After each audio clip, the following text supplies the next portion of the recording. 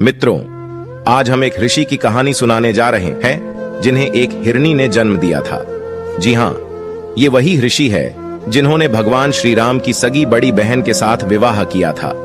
तो कौन है आशी श्रृंगी और क्यों उन्हें एक हिरण ने जन्म दिया? क्या वाकई एक ऋषि ने हिरनी के साथ शारीरिक संबंध बनाए थे? सवाल तो बहुत से हैं, किंतु आपको सारे सवालों के जवाब इस प्रस्तुति में मिल जाएंगे, इसलिए हमारे साथ अंत तक बने रहिएगा।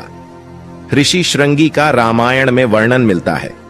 मित्रों, परमपिता ब्रह्मा जी ने कई सारे ऋषियों की उत्पत्ति अपने वीर्य और तेज से की थी और उन ऋषियों ने अपने तपोबल के चलते स्वर्ग, नरक और मृत्यु लोक पर अपना आधिपत्य स्थापित करने हेतु देवताओं को प्रसन्न कर कई प्रकार के वरदान प्राप्त किए थे। उनमें से कईयों के पास तो देवताओं को भी शाप देने तथा उन्हें प्रताड़ित करने की शक्ति रहती थी। जिस प्रकार से देवताओं और राक्षसों में सत्ता संघर्ष के लिए युद्ध होते थे, ठीक उसी प्रकार से उस समय ऋषि भी अपनी तपस्या से किसी भी देवता और राक्षस को भस्म करने की दिव्य शक्ति रखते थे। इसलिए देवताओं ने कई ऋषियों की तपस्या को भंग करने हेतु स्वर्ग की अप्सराओं को धरती लोक पर भेज दिया था। तो चलिए आज की एक अनोखी कहानी को शुरू करते हैं। मित्रों, प्राचीन काल की बात है, जब ऋषि विभांडक अपनी तपस्या करने हेतु एक वन में गए थे। तब उन्होंने इतना कठोर तप आरंभ किया कि उनके शीश से तीनों लोगों में तेज की किरणें उमड़ पड़ी।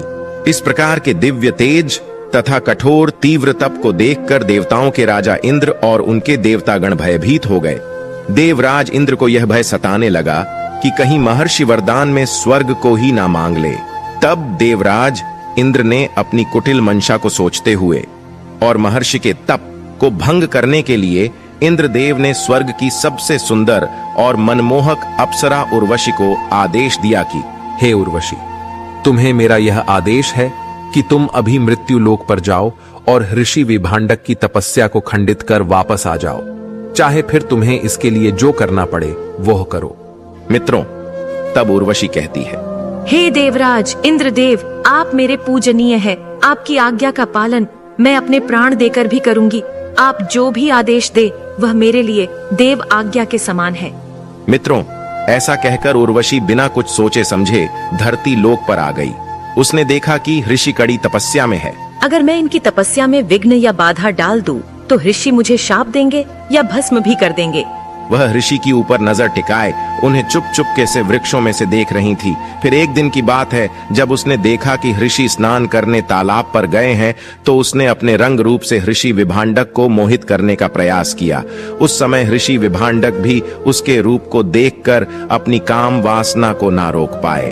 उर्वशी ने ऋषि की काम वासना को उत्तेजित किया, किंतु अप्सरा उर्वशी के अति सुंदर रूप को देख ऋषि विभांडक का वीर्य स्नान करते समय ही जल में उत्सर्जित हो गया। मित्रों, उर्वशी को जब इस बात का पता चला, तब वह समझ गई कि अब ऋषि की तपस्या को शारीरिक मिलन करने से भंग नहीं किया जा सकता है।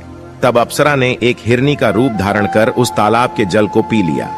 तदंतर कुछ समय के बाद वह हिरनी गर्भवती हो गई, जिस कारण से ऋषि के न चाहते हुए भी अप्सरा ने उनके बच्चे को जन्म दिया और उनकी तपस्या को भंग कर दिया।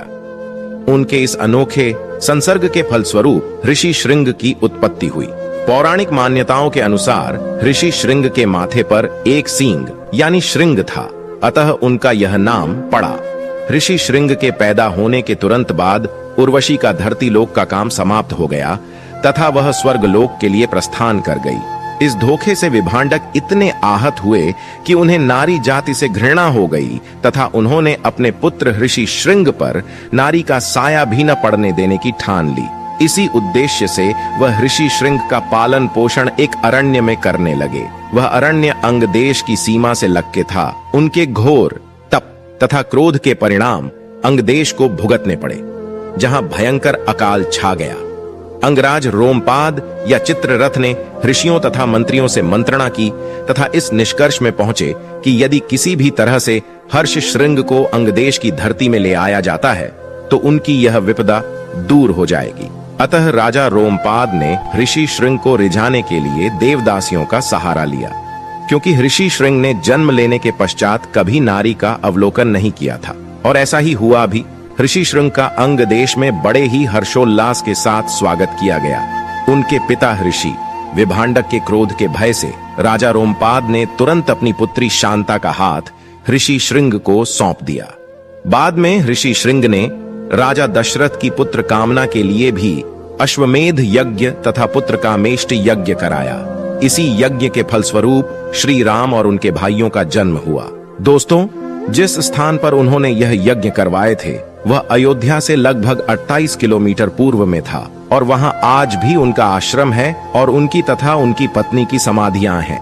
मित्रों, वह विभांडक ऋषि के पुत्र तथा महर्षि कश्यप ऋषि के पौत्र हैं। उनके नाम को लेकर कि उनके माथे पर सींग, संस्कृत में रंग जैसा उभार होने की वजह से उनका यह नाम पड़ा था।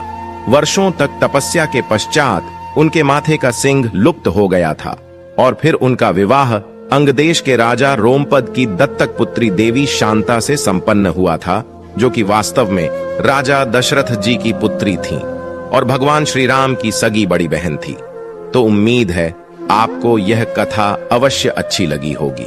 वीडियो को लाइक करें और कमेंट में जय श्री राम अवश्य लिखें। आप अधिक जानकारी के लिए हमारे चैनल देवांशु सक्सेस मोटिवेशन को सब्सक्राइब करें। आप सभी का धन्यवाद।